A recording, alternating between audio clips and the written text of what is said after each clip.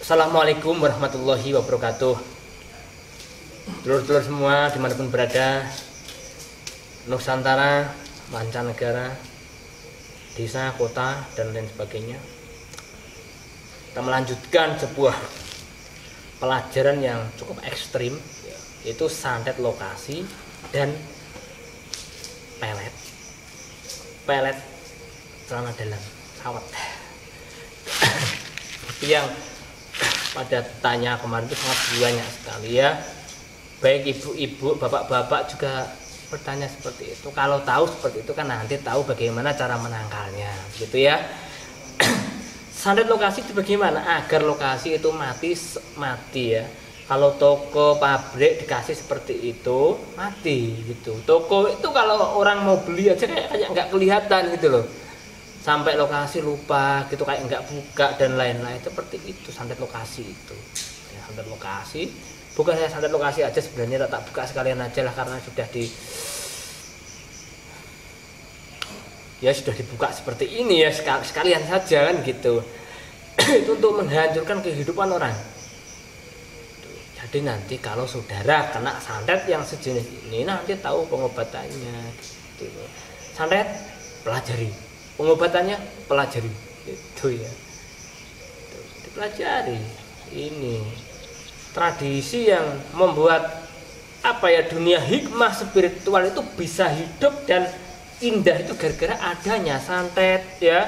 Kalau tidak ada santet, para ahli hikmah, pakar hikmah di sana itu nggak begitu laku gitu.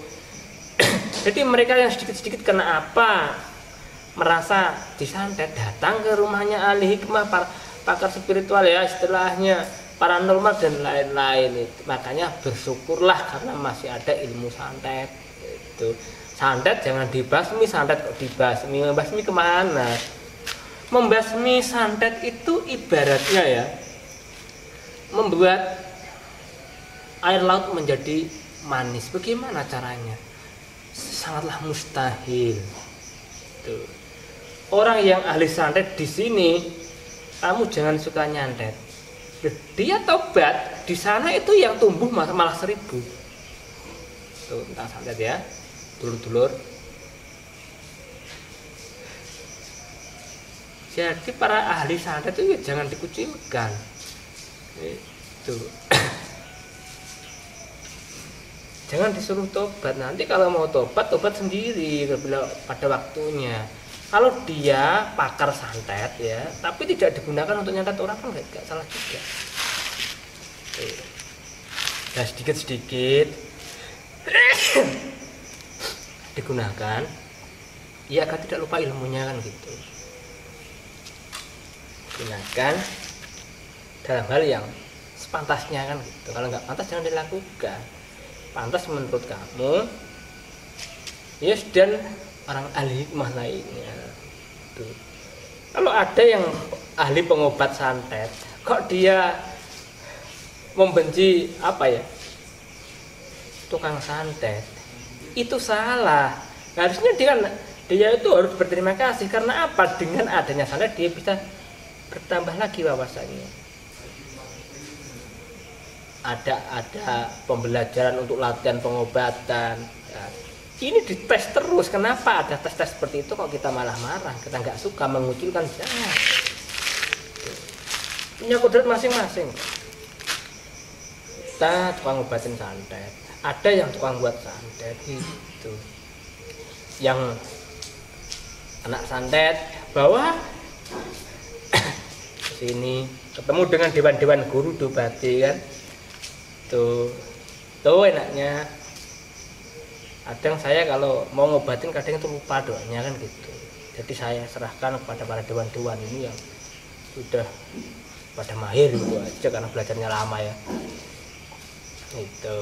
Selain santet ini tadi juga ada jenis santet tapi pelet ya, pelet sawat celana dalam. Kok sangat ekstrim sekali ya pelet pakai celana dalam ini loh. Ini prosesnya bagaimana sebenarnya? Kalau kita memelet seseorang, tuh celana dalamnya kok tidak hasil mencuri, gak mujarab. Itu sudah tradisinya seperti itu. Gitu. Apakah mencuri itu dosa-dosa? Siapa yang nggak bilang nggak berdosa? Melanggar agama negara juga melanggar yang namanya mencuri ini, gitu loh. Ya. Tetapi yang namanya tradisi, saya ucapkan hanya sekedar kasih tahu saja biar paham kok celana dalamnya keluarga saya kok ada yang hilang, istri saya celana kok ada yang hilang. Kita antisipasi bagaimana cara mengatasinya nanti kalau sampai dipelet orang kan gitu. Karena apa? Peletnya kalau sudah di celana dalam ini orang banyak gelisahnya, ngelamun gitu. Efeknya ya berat sekali. Cara pengobatannya ada.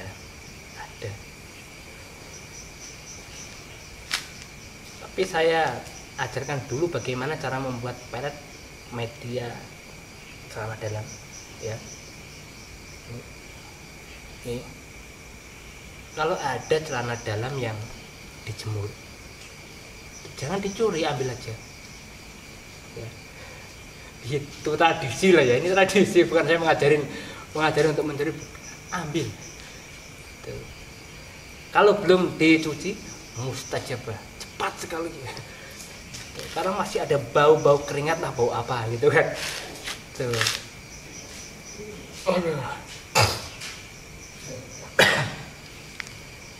Tuh. Doanya bagaimana? Doanya itu nanti. Yang penting tata caranya dulu. Kalau doa itu cuman pendek, 1 menit itu selesai. Saya ajarkan kepada saudara pelet dan juga santet ini, ya agar terlestarikan ya penemuan-penemuan atau karya-karya daripada leluhur kita. Itu hati-hati yang kena pelet ini nanti, ya, yang kena pelet ini susah, hidupnya susah, mau makan nggak enak, pusing. Aku kok pusing ini ya, mikir apa, nggak tahu yang dipikirkan. Mau tidur, lihat kipas saja terbayang wajah seseorang. Lalu kipasnya itu berubah menjadi wajah sesosok manusia. Tuh. Bahkan bukan hanya kipas. Istilahnya di situ ada patung ya. Kita lihat itu sudah bisa senyum patung itu. Kok jadi sosoknya si dia gitu loh. Pusing aja. Yang malam pusing. Kalau sudah pusing ini gimana caranya? Biarkan pusing saja. Salahnya dia sendiri nggak mau belajar ilmu pemagaran diri kan. Itu juga salah. Itu loh. Ya biarkanlah dunia ini berjalan apa adanya gitu. Yang tukang santet biarkan suka nyantet sana sini, biarkan. Itu memang harus seperti itu, dunia itu harus seperti itu. Yang suka main biarkan, dunia itu memang seperti itu, ada jelek ada baik. Ada yang merusak, ada yang membangun, ada yang memelet, ada yang mengobati, ada yang menyantet, ada yang mengobati. Itu sudah. Nggak perlu panik kita membasmi tukang pelet. Membasmi tukang santet. Membasminya lewat mana? Itu nggak kelihatan, ya kan? Mari kita belajar cara mengobati berbagai ya seperti itulah santet pelet. Tidak perlu menghabiskan para pelakunya, nggak perlu. Kita antisipasi dan kita bisa mengobati, itu sudah cukup kan. Tuh. Memang kalau kita bicara tentang tenaga dalam apa itu tenaga dalam? Ini panjang. Bahkan ketika kita bicara saja itu seolah-olah bayangan kita itu sudah jauh. Ya, itu celana dalam. Warnanya bagaimana yang bisa dipakai? Warna itu bebas. Ya. Yang penting dapat itu aja loh. Itu ya. Yes, kalau nanti warnanya ungu itu kan miliknya janda gitu aja kan. Biasanya.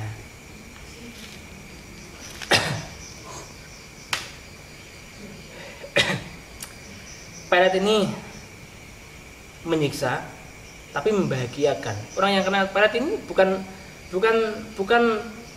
tersiksa 100%. Karena apa? Dia itu juga dapat kenikmatan yang luar biasa. Sampai melihat kipas saja bisa tersenyum. Loh, ini tidak semua orang bisa. Tuh, melihat patung aja tiba-tiba senyum, melambai-lambaikan tangan kan, minta dicium atau apa gitu. Loh, ini nggak semua orang bisa. Hanya mereka yang diberi anugerah cinta yang bisa merasakan hal tersebut. Tuh, Allah, celana dalam, cawat, jangan sampai membuat kita itu menjadi kolor hijau ya. Tuh, gara-gara tukang nyolong, tukang nyuri celana dalam. Jangan. Kita repot ini mau menjelaskan ini loh. Caranya ini bagaimana? Untuk apa pelet kok se-ekstrim itu sampai sejorok itu loh.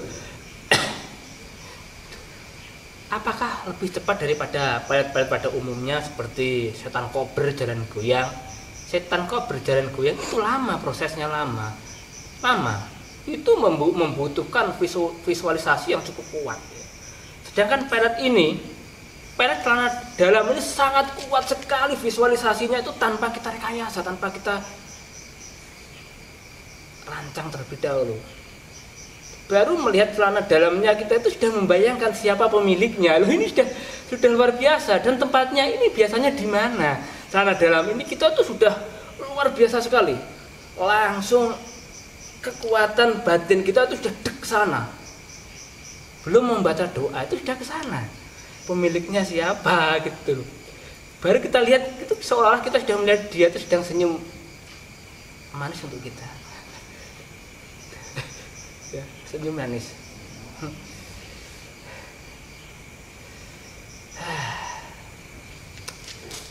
Tak ada senyuman yang lebih manis daripada senyuman ini. Menarik sekali. Tuh, visualisasi tanpa dirancang, tanpa direkayasa. Sekali melihat barangnya kita tuh sudah sangat mampu, leluasa menggunakan sebuah visualisasi pembayangan ini ke suatu objek. Objeknya siapa? Si target. Wah, ini tempatnya di sana, yang punya dia sedang senyum melihat kita. Indahnya, dengan keindahan ini kita itu baru baca sekali sudah ke sana, sudah masuk ke lokasi. Lokasi mana? Maksudnya ke targetnya ya, jangan lokasi yang enggak. Tuh, seperti itu. Ini kalau kita belajar tentang pelet memelet ya. Doa perusak dan pengobatannya sama, itu sama kok ya.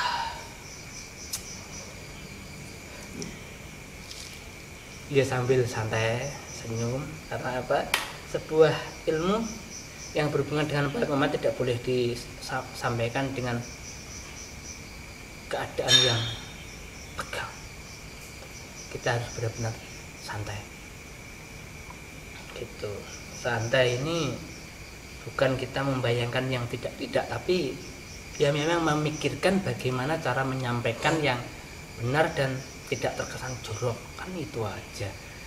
Tuh, jangan sampai terkesan jorok ya. Tuh, ini caranya home laheng ya, sekaring bauno langgeng. Celana dalam ini kita taruh di depan kita.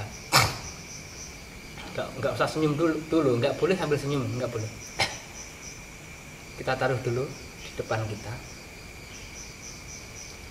Mantra harus hafal, wajib. Enggak hafal enggak boleh.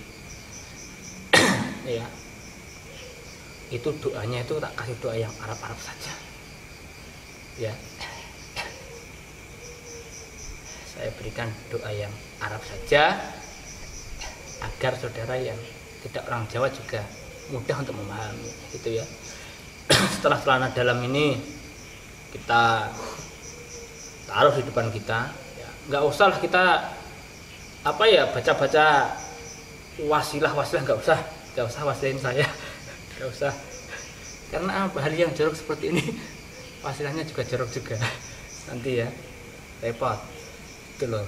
Nanti malah terkena aura-aura kiriman itu, aura-aura yang jorok itu membuat kita tambah jorok kan gitu. Itu nggak boleh. Nggak usah wasilah, nggak usah apa-apa. Sih nggak usah kirim-kirim Fatihah untuk gurunya, untuk saya nggak usah. Setelah di situ niatkan segala doaku, ya, munajatku kali ini, ya, aku tujukan kepada si pemilik celana dalam ini. Gak usah sebut namanya, nggak apa-apa. Dia tuh sudah cerdas, tanpa diajari, dia tidak menggurui kita kok. Tanpa kita ajari, dia sudah mengerti apa yang harus dia jalankan. Itu hebatnya. Ya. Tuh. Setelah seperti itu, baru kita baca doa semampunya. Ya. Semampunya. Berapa kali? 100 kali boleh, 200 boleh, 300 boleh, 1000 kali pun boleh. Boleh saja. Kita membacanya ini asmanya yang suci loh ini ya. Digunakan untuk seperti itu. Allah, sebenarnya yo nggak enak juga, tapi yo mau gimana lagi? Kita baca ya. Ya Rahman, Ya Rahim. Kita baca 100 kali untuk memulai ini loh, senyuman kita itu biar tertata rapi di situ ya. Tuh. Senyuman kita itu sangat manis ketika baru membaca Ya Rahman, Ya Rahim ini. Tuh, ya. Sangat manis sekali. Tuh. Setelah itu kita baca doanya. Innamal hayatad dunya laibun walahun. Tuh, 100 kali, 200 kali, 1000 kali boleh. Terus setelah itu bagaimana? Apa perlu kita tiupkan ke atau sempat apa tanah dalam? Nggak perlu. Ini sudah cerdas.